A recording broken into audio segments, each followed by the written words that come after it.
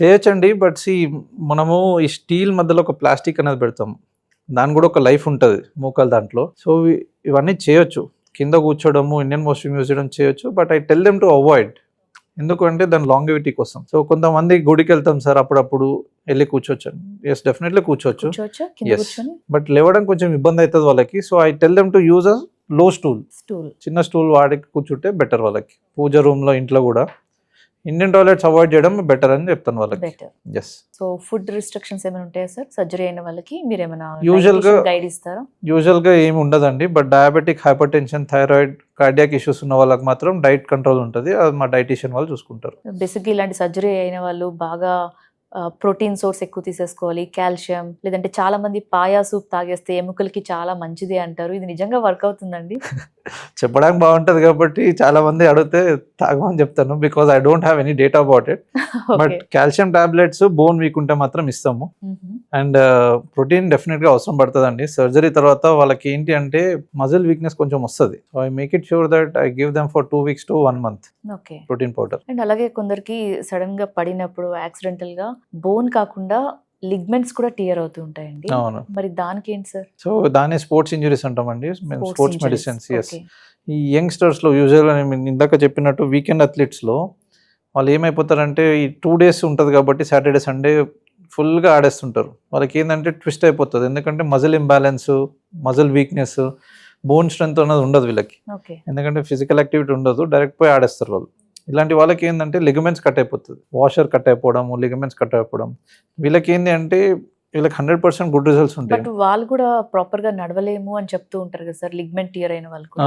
So, ఎందుకు అంటే వీళ్ళు ఇమ్మీడియేట్‌గా పడంగానే వాళ్ళే హోమ్ రెమెడీస్ చేసేస్తున్నారు ఈ మధ్య. ఎగ్జాక్ట్లీ. లేదంటే నీ ఎందుకంటే ప్యాడ్ వేసేసుకుంటారు. ఇన్‌స్టాగ్రామ్‌లో అన్నీ వచ్చేసినాయి కాబట్టి, యూట్యూబ్‌లో కూడా ప్రతి డాక్టర్ చెప్పేస్తున్నాడు కాబట్టి they follow that. And they come after 1 month, 2 months or 3 months. అప్పటికి మజిల్ వీక్‌నెస్ వస్తది.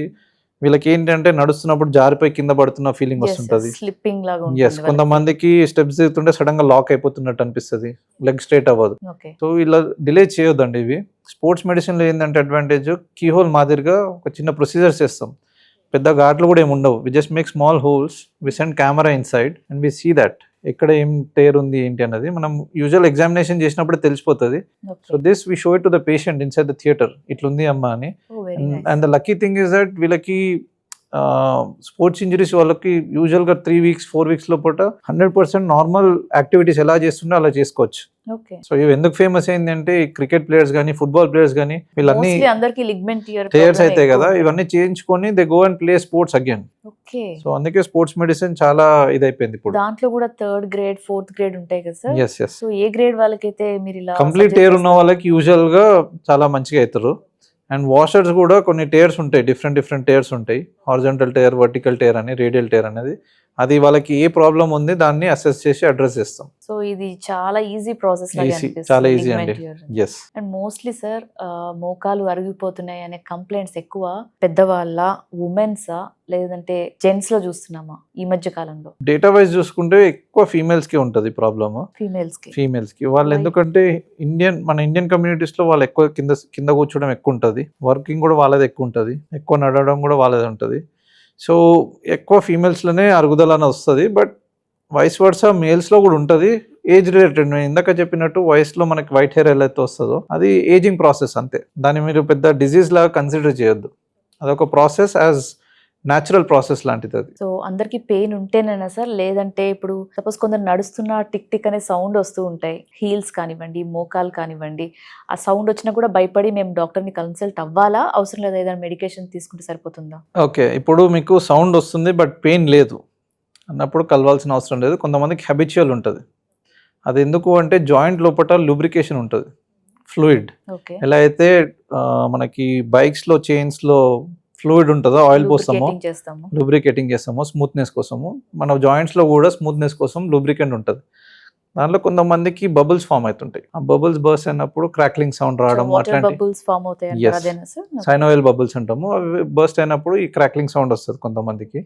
అలాంటివి వచ్చినప్పుడు పెయిన్ లేకపోతే కంగారు పడాల్సిన అవసరం లేదు. But it is been associated with pain. It is better to get evaluated by us. So consult అవ్వడమే మంచిది. ఎస్, పెయిన్ లేదా ఉంటే ఇది కూడా ఏదైనా రేపు పొద్దున్న మోకాళ్ళు అరిగిపోయే ఛాన్సెస్ ఉంటాయా సార్? పెయిన్ ఉంటే మాత్రం అరిగిపోయే ఛాన్సెస్ ఉంటాయి. పెయిన్ ఉంటే ఎస్, మాత్రం. So it is better to get evaluated. And mostly ఇప్పుడు చిన్న పిల్లలకి చాలా మంది కామన్ గా స్కూల్ కి వెళ్ళొచ్చినా లేదంటే ఏదైనా గట్టిగా స్పోర్ట్స్ ఆడినా యాన్యువల్ డే కానివ్వండి రిపబ్లిక్ డేకి యాక్టివిటీస్ చేస్తూ ఉంటారు. ఇంటికి రాగానే చాలా బాగున్న పిల్లలు కూడా అమ్మ కాలు నొప్పులమ్మా ఇవాళ చాలా నీ పెయిన్స్ వస్తున్నాయి, లేదంటే ఎప్పుడైనా వాళ్ళు ఊర్లు వెళ్ళినప్పుడు ఇండియన్ టాయిలెట్స్ వాడినప్పుడు కూడా చాలా నొప్పులు వస్తున్నాయమ్మా అంటే చాలా కంగారు పడిపోతుంటారు పేరెంట్స్. ఓకే, బికాస్ ఒకప్పుడు పెద్ద వాళ్ళలోనో లేకపోతే మిడిల్ ఏజ్ వాళ్ళలో చూస్తున్నాం, ఇప్పుడు చిన్న పిల్లల్లో కూడా ఈ సమస్య ఎలా చూడొచ్చు వీళ్ళని?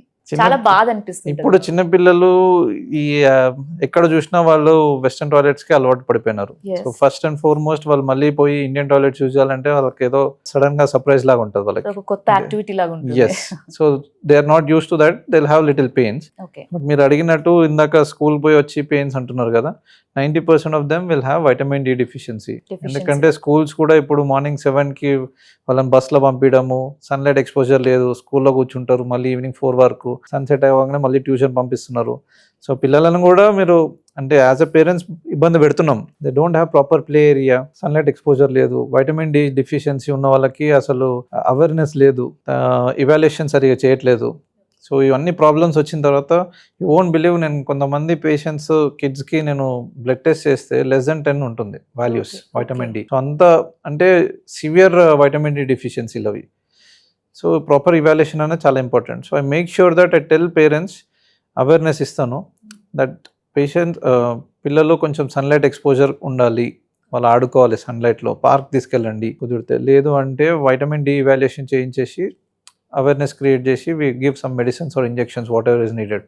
వాళ్ళు చాలా హ్యాపీగా ఉంటారు okay. Once the vitamin D is corrected. ఎందుకంటే ఒకప్పుడు పిల్లలకి మెడిసిన్ ఏదైనా ఫీవర్ వస్తేనో కోల్డ్ కాఫ్ వస్తే మెడిసిన్ ఇస్తాం, ఇప్పుడు వైటమిన్ డెఫిషియన్సీ ఉంటే కూడా సప్లిమెంటరీ ఇవ్వాలంటారు. వైటమిన్ డి డెఫిషియన్సీకి చాలా సప్లిమెంట్ చాలా అవసరం. ఎందుకంటే when I was a kid we had games sessions అని సపరేట్గా ఉంటుండే మార్నింగ్ 7 to 8:30 వరకు. సో అప్పట్లో అవేర్నెస్ లేదు, but we never had any problem, ఎందుకంటే మేము సన్లైట్ ఎక్స్పోజర్ ఉంటుండే డెఫినెట్గా. And our schools were very strict. ఇప్పుడు అంతా ఎడ్యుకేషన్ దాంట్లోనే అది చేస్తున్నారు పిల్లల్ని. So that has become a problem now.